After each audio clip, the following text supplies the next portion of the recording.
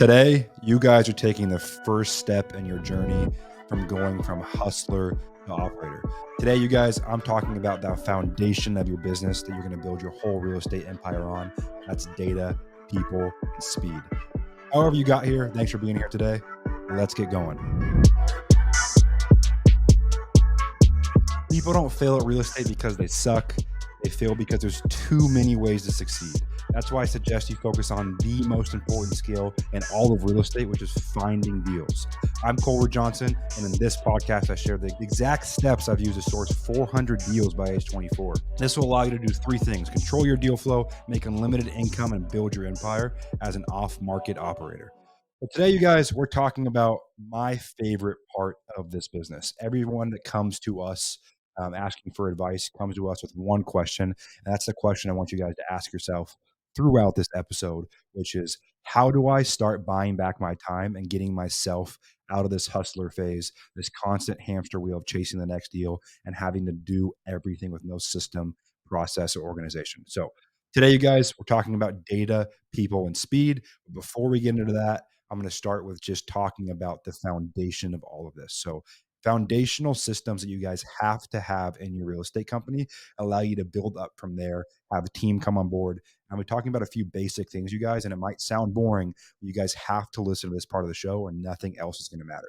So the first thing I want you guys to make sure you guys have is a solid CRM system. I'm not going into depth, but you guys have to have a solid CRM system that can do a few things. You can call out of that system, you can text out of that system, and you can email out of that system, as well as put people on long-term drip sequences. So guys, again, before we get into data, people, and speed, make sure you are paying attention to this part of the show. Otherwise, none of this other stuff will matter. And it seems boring, but this is the stuff that truly moves a needle and can take you from hustler to operator and eventually architect of your company. So other things you guys have to have is a good internal communication system for your company. Even if it's just you and two virtual assistants, you guys have to be using something like Slack internally. And the main reason, you guys, is because you're going to have 3, 4, 5 escrows going at one time eventually. And you can just not scale a company with the amount of chaos that goes around with each deal, especially off market deals, unless you can communicate about each deal all in one location.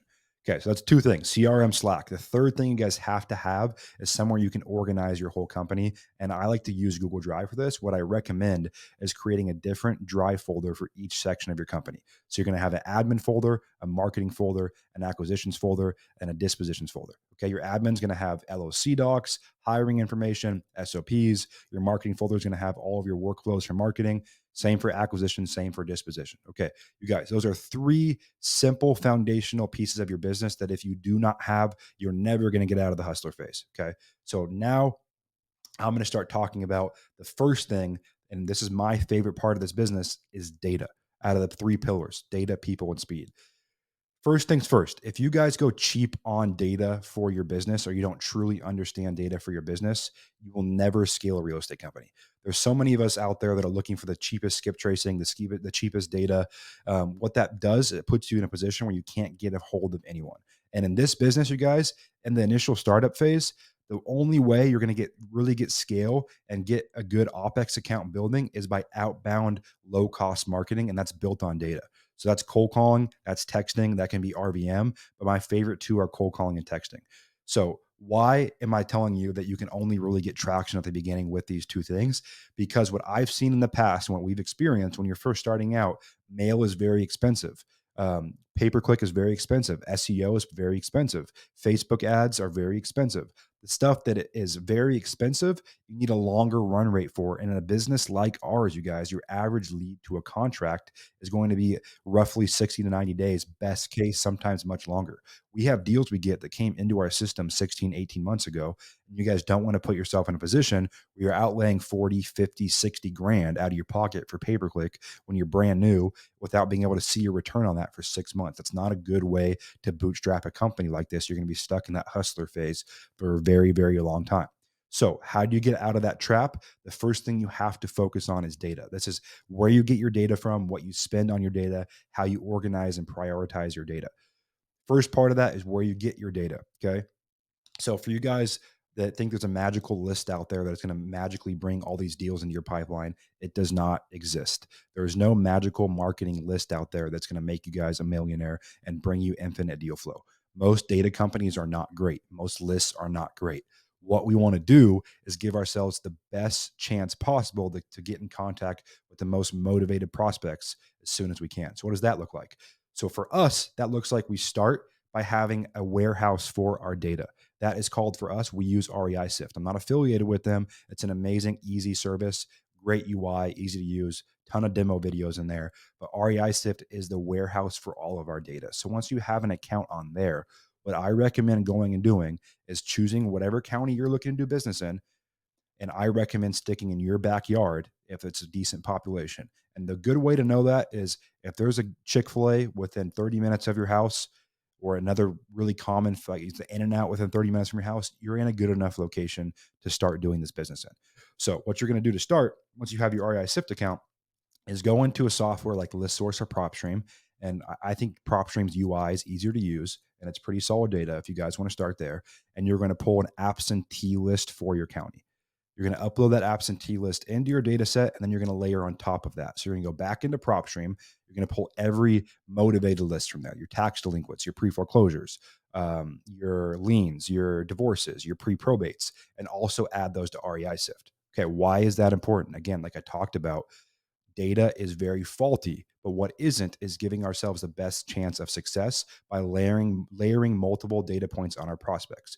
So once you have 4, 5, 6 lists in REI Sift, now you can do what we call list stacking, which is the foundational part of the data side of our business that allows us to get good outbound marketing, allows us to get low cost leads in, allows us to start getting out of our hustler phase because we can predict future revenue once we get enough KPIs from this. So going back to REI Sift, now when you guys go into your REI Sift account, you're going to be able to see records who show up on 3, 4, 5, 6, 7 lists.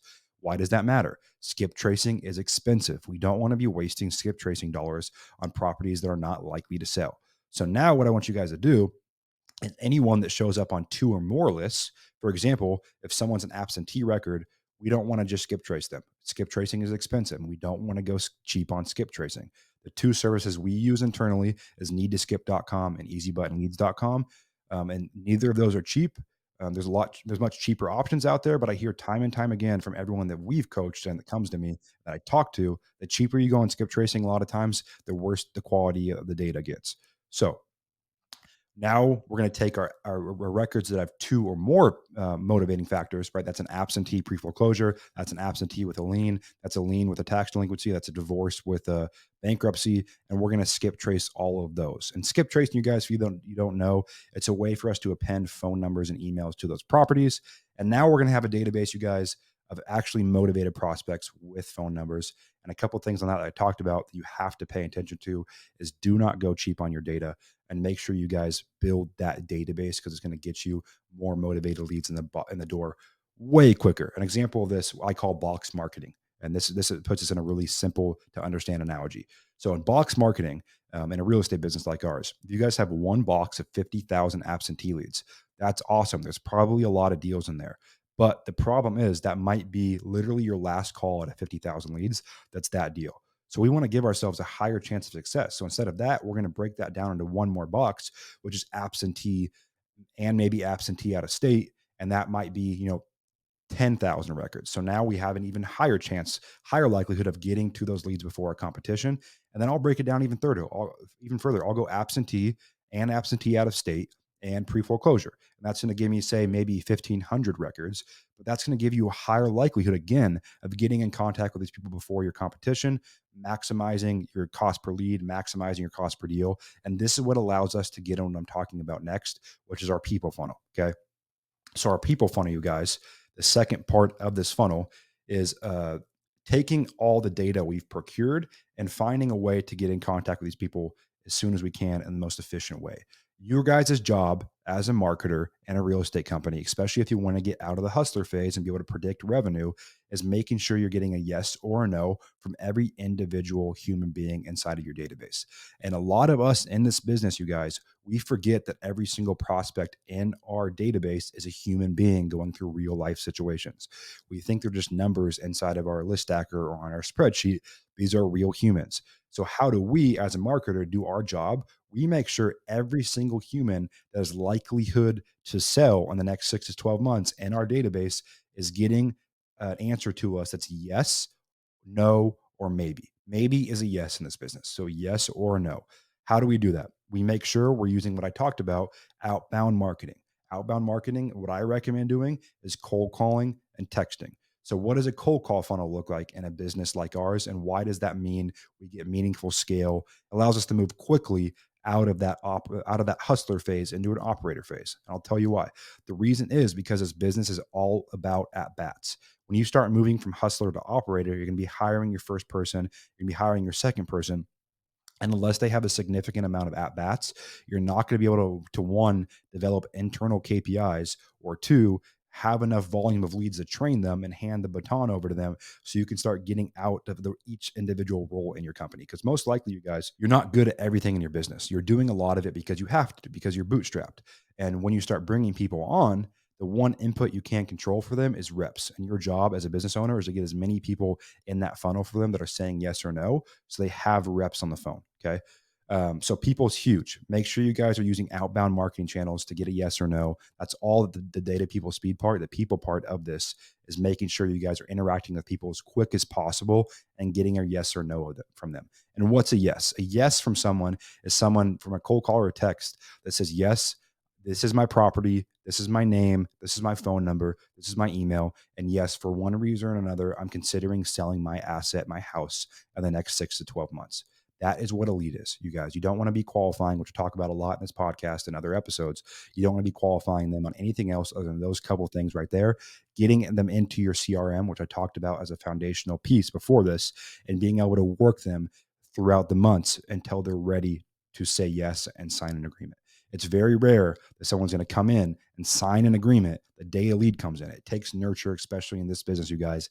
And that is why the people aspect is so important. Getting people into our system as quick as we can so we can work them, nurture them, build rapport, and be there for them as a service when that time comes for them.